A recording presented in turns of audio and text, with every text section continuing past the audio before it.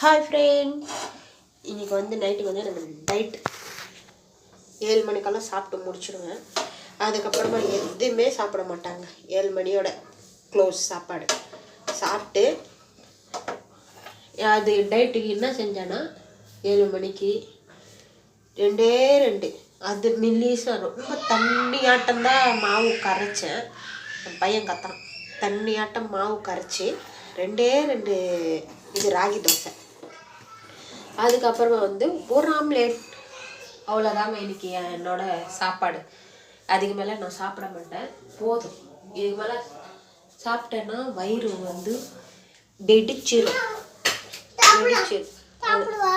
அதனால் வந்து நான் வந்து அந்த 2 தோசை அதுவும் சூப்பராக இருந்துச்சு, நல்லா டேஸ்ட்டாக இருந்துச்சுங்க சாப்பாடு.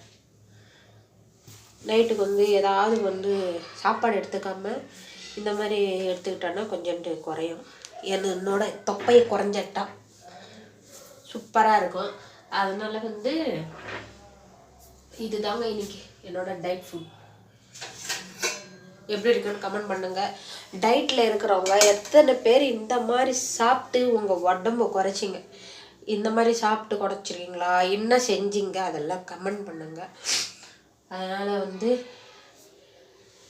எவ்வளோ டேஸ்ட்டாக இருக்குது தெரியுமா இந்த ராகி தோசைக்கு. காலையில் வந்து ராகி கூழ் மாதிரி செஞ்சு குடிச்சிட்டேன்.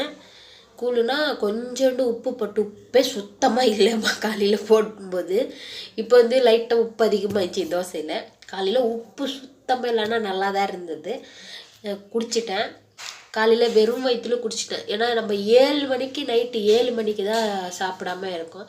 நைட்டு 7 மணிலேருந்து ஃபுல்லாக தண்ணி தான் குடிச்சிக்கிட்டே இருக்கும். அதனால் வந்து 7 மணிலேருந்து காலையில் எந்திரிச்சோன்னு ப்ரஷ் பண்ணிவிட்டு கஞ்சி போட்டு குடிச்சிட்டு அதுக்கப்புறமா தான் வேலை செய்ய ஆரம்பிச்சிட்டேன். அப்புறமா ஒரு 11 மணிக்கா இது பீட்ரூட்டு கேரட்டு இஞ்சி அதில் போட்டு ஒரு ஜூஸை குடிச்சிட்டேன்.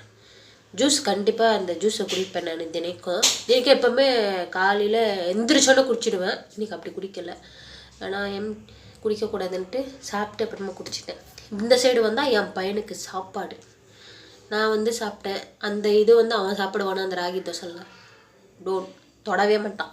அதனால் நான் அவனுக்கு சாப்பாடு ஒரு முட்டை அப்படியே அந்த சாப்பாட்டிலே வேக வச்சு கொடுத்துட்டேன்னா, அவிச்சு கொடுத்துட்டேன்னா அவனும் அந்த ரசம் இருக்குது மதியம் வச்ச ரசம் சாப்பிட்ருவான். சாப்பிட்டு அவ்வளோதான், ஒரு தூக்கத்தை போட்டுருவான். தூக்கம்னா சீக்கிரமாக தூங்க மாட்டேன், லேட்டாகும். ஓகே, பாய். வீடியோ பிடிச்சிருந்தா லைக் பண்ணுங்கள், ஷேர் பண்ணுங்கள், கமெண்ட் பண்ணுங்கள். இந்த மாதிரி எத்தனை பேர் டயட்டில் இருக்கீங்க, என்னென்ன சாப்பிட்டா உடம்பு குறையும்னு கமெண்ட் பண்ணுங்கள்.